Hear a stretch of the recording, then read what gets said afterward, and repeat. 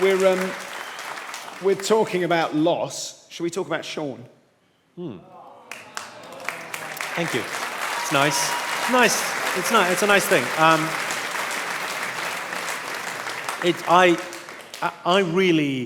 It really reminded me of when my mother died. And I suppose there's a part of Sean that's kind of was a father figure.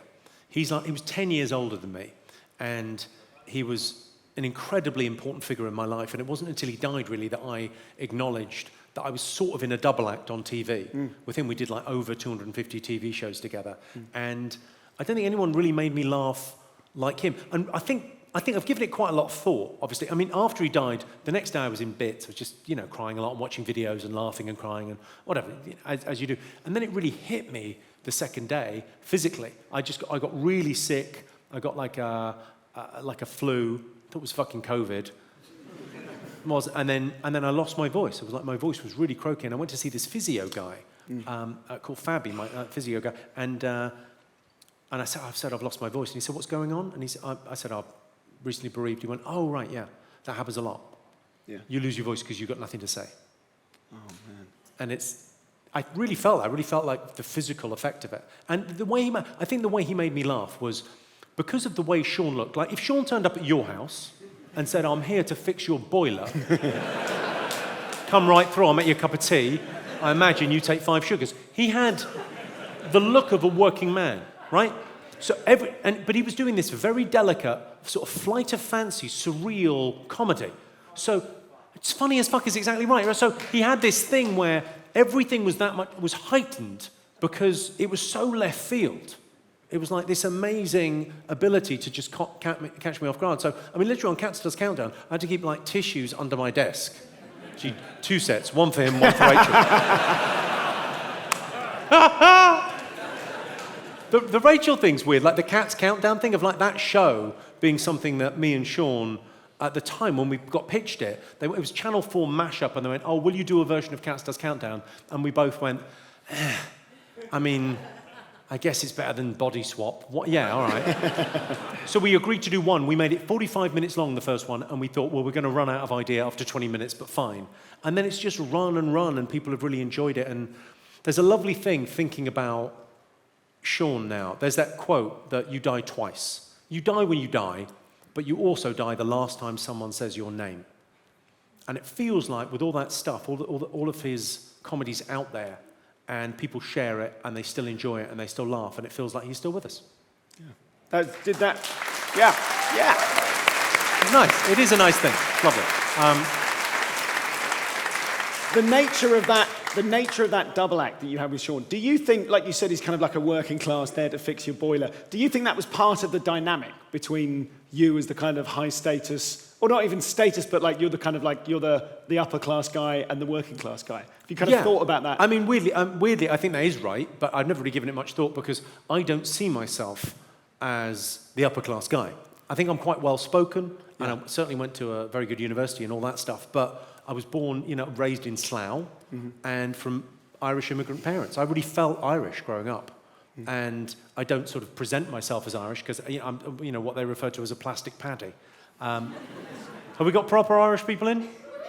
Yeah. So I'm like a plastic paddy, got the Irish passport, Irish parents, first generation immigrant in the UK. So, I speak and present myself in this way. But just shows what you can do when you apply yourselves.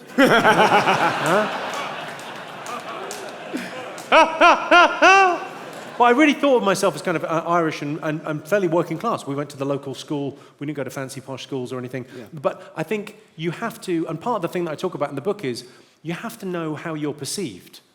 Knowing who you are it's all about knowing how you are in yourself and also how you're perceived. So I see myself as an Irish immigrant, a working class guy, but the world sees me as a posh Cambridge graduate. And it's important to fucking know that and to work with it. Because that's part of your edge, isn't it? When you talk in the book about leaning into your edge. Knowing who you are, knowing what you're good at, I think it's an incredibly important thing that we don't spend enough time on.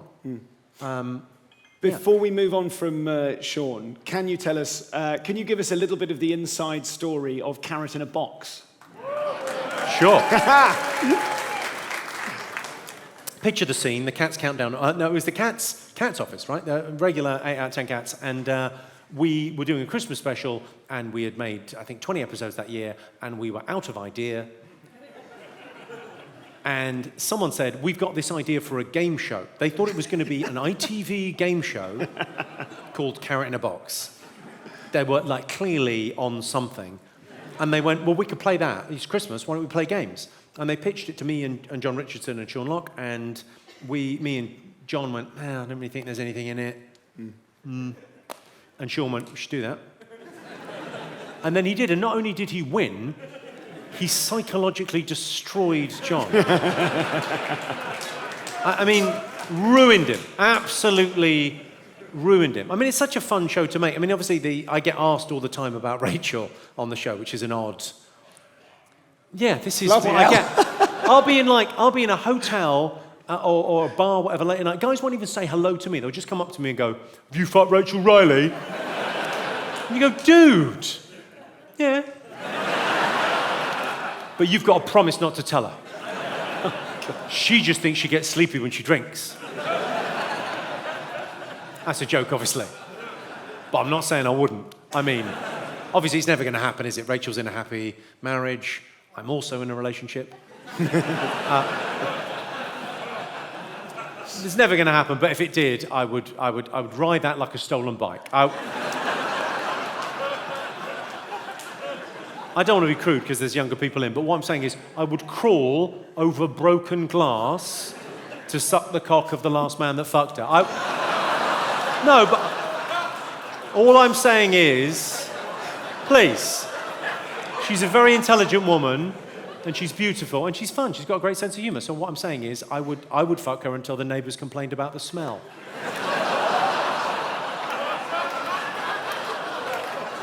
Just trying to be honest here. She's so fit, I'd fuck her dad.